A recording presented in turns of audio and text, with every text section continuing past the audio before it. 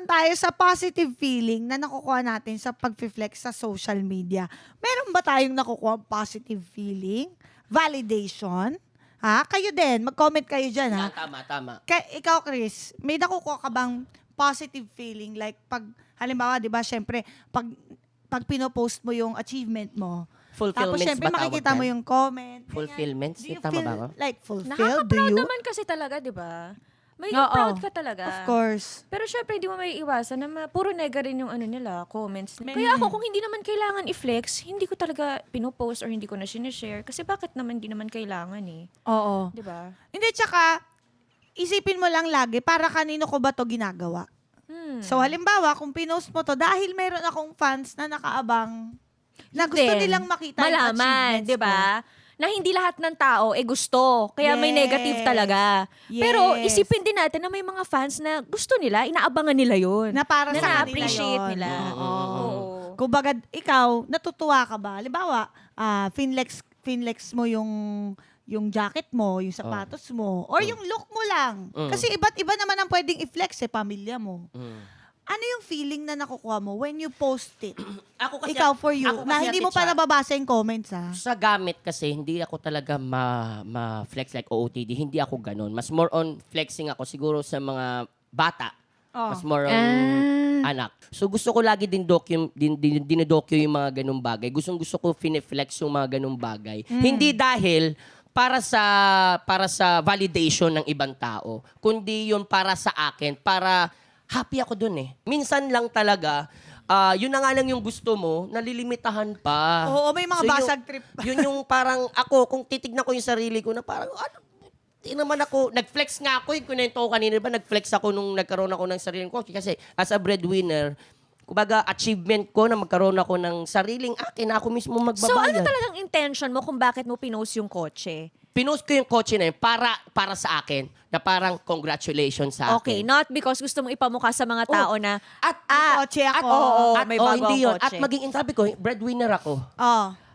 Ang dami ko naging kotse na nahatak kasi syempre, di naman ano yung Di nababayaran career, sa di oras. So ako, ginol ko sa sarili ko, nag-ipon ako from Parisan, live kung saan-saan, inipon ko yung pera ko, bumili ako ng sarili kong kotse para din masabi ko sa sarili ko na nagawa mo to. Yung pangarap, yung tinitignan mo na gusto mo magkaroon ng fortune na kotse dati, nagawa mo ngayon. Oo. What's next? Yun ang intention mo What's for next? posting. At hindi lang ako ang makakaramdam mo. Alam mo kung pag merong isang tao nakapanood nito, ay, May inspire siya. from this, naging ganyan siya, alam kong kaya ko rin yan. Maganda rin siguro may ganung caption para mas inspirational. Yun nga diba? dapat. Yun nga dapat. Depende rin sa caption. Doon ako mahina sa caption. Tamad to mag-ano Kasi minsan Di ka kasi- nagre-reply yan eh. Kasi minsan sa caption, tamad naman ako. Ha, ha. Ganun na lang yung, ganun lang yung caption. Mga gege. Yeah, mga, thank you, Lord. Mga ganun, thank you, Lord. I think naintindihan ko, ito yung papunta talaga na sinasabi ni Boy.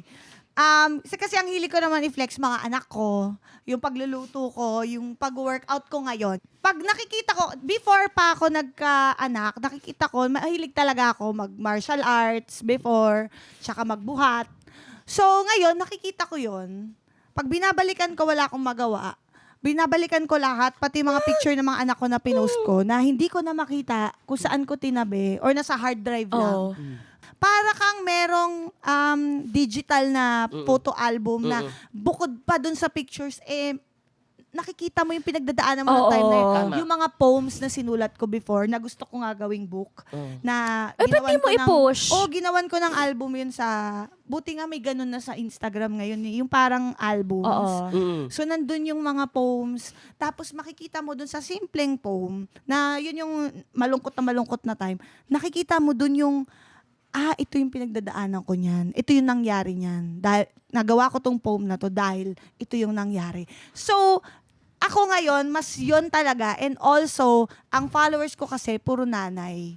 So like, tatanungin nila ako, bawa, nakita nila yung kwarto ng mga bata, saan galing yung mga stante yan? ng laruan. Oo. So, nagre-reply ako, sinishare ko yan. Yung mga, saan mo binili yung pang-workout mo? Ay, naku, sa ganito Ay, gusto na mura nila lang yan. yan. Oo, saan ka nagpipilates? Yung karon, So yun. Kaya merong naman ang ganon. dami mong, ako rin, gustong-gusto ko yung mga content mo ngayon. Thank you. Sobrang na-inspire Salamat. din ako. Ang sarap, yung pagiging diba? hands-on mo. Oo. At saka parang ang gusto ko sa'yo, yung hindi mo kailangan maging magandang nanay. Ayaw Parang nila hindi mo yun. kailangan na parang nakaano ka, Pag postura maganda- ka sa bahay. Pag maganda Totoong ako, walang nanay siya. likes. Pag maganda ako, walang likes, Day. Kasi aminin Stretch natin na. siya, ang daming mga nanay ngayon na very curated kasi, yung parang ayos na ayos sa bahay, parang hindi na realistic, Ang diba? galing nun. Oo, Ang yung galing parang- nun. Tsaka yung nakakapag-heels sa labas. Ay, ako Nakasama. nakapag-heels talaga ako Ang sa galing. labas. Ang galing nyo. Hindi ako nag-ano pero ang galing. Ang galing ah. More power, more saya.